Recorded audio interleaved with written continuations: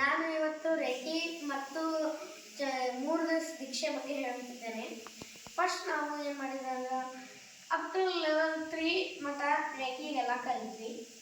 ಅದು ಸ್ವಲ್ಪ long process ಅದಕ್ಕೆಲ್ಲ ಎವ್ರಿ ಇಯರ್ 3 ದಿವಸ ದೀಕ್ಷೆಗಾಗಿ ಸೆಲೆಕ್ಟ್ ಮಾಡಿದ್ದಾರೆ ಇವರು ಶ್ರೀದೇವಿ ಅಮ್ಮನವರು.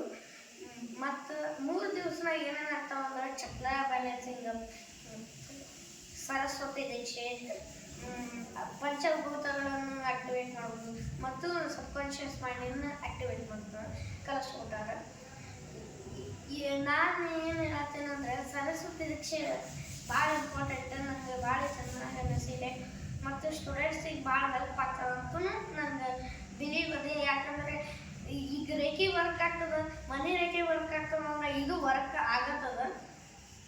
ನಾನು ಏನಂತೇನೆಂದ್ರೆ ಎಲ್ಲರೂ ಜಾಯಿನ್ ಆಗ್ರಿ ಬರ್ರಿ ಅಂತ.